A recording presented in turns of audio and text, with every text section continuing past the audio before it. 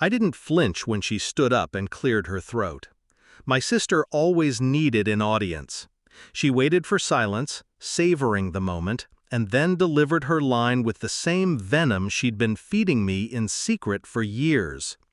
"We voted," she said, chin tilted high, "and you're not family anymore." The room erupted. Applause, laughter, glasses clinked. My uncles raised their wine like they were toasting a funeral. My mother didn't even look at me. She just kept carving the turkey, her knife sawing through skin and bone. I laughed, low, quiet, steady. The kind of laugh that makes people nervous without knowing why. "Then I guess you won't need this." I slid the folder onto the table. The sound was sharp, paper against polished wood. She smirked at first, confident, until her fingers touched the cover. By the time she opened it, her smirk was gone. By the time she reached the second page, she was screaming. We weren't always enemies. That's the part I can't shake. We grew up in the same room, shared secrets in the dark. She was my first ally in a house where silence was safer than truth. When I got my first job, I bought her a coat for winter. She cried, hugged me so tight I thought she'd break my ribs. But people change. Or maybe they don't. Maybe betrayal is just the mask slipping. It started small. Whispers cut short when I entered a room. Bank accounts a little lighter than they should have been. Her sudden confidence in conversations she couldn't possibly know anything about, unless she'd been reading my files.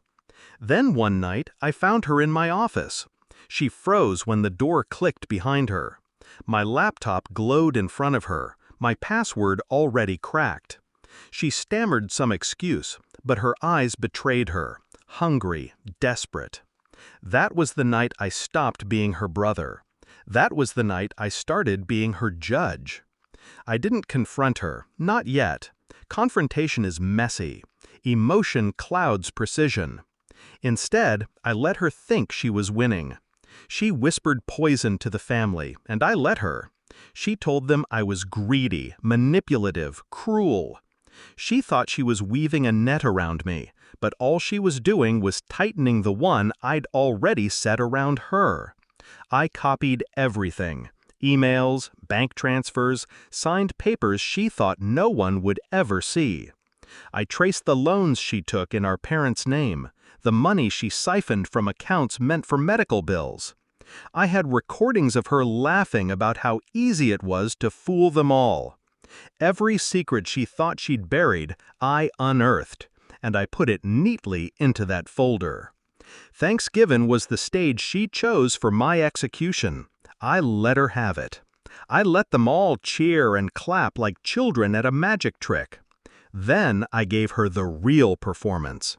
When she opened that folder, she found herself staring into a mirror she could never break. The first document was a bank statement showing money disappearing in her name. The second, a signed loan agreement with our mother's forged signature. The third, transcripts of her phone calls, every vile word she'd ever said about the people cheering around her. She screamed, shoved the folder away, but the papers scattered like knives across the table. My uncle picked one up, squinted, then looked at her with horror. My mother dropped the carving knife. The room, once roaring with laughter, was silent but for the sound of her shallow breathing. "You did this," she hissed at me, her voice cracking. "No," I said calmly, lifting my glass. "You did." The beauty of truth is that it doesn't need to be dressed up. It just needs to be revealed at the right time. And time was always my weapon. One by one, they turned on her. The same voices that had cheered her minutes before now rose against her. Questions, accusations. She tried to shout over them, but her throat broke under the weight of her own lies. I sat back, watched, and drank. By the end of the night, she was gone. Stormed out into the cold with no coat, no allies, no defense. The folder stayed on the table, evidence of everything she'd stolen and destroyed. I didn't need to lift a hand against her. I didn't need to scream or beg or demand. Justice had a way of delivering itself when you give it the right stage. Now when I think back on it, I don't feel joy, not exactly. Joy is too light, too soft. What I felt was weight leaving my chest, like I'd been carrying a stone for years and finally dropped it. They wanted me gone. She wanted me erased. Instead, she erased herself. And me? I just sat at the head of the table, surrounded by silence, carving my own piece of turkey while the others stared at me like they were seeing me for the first time. That was the night they learned.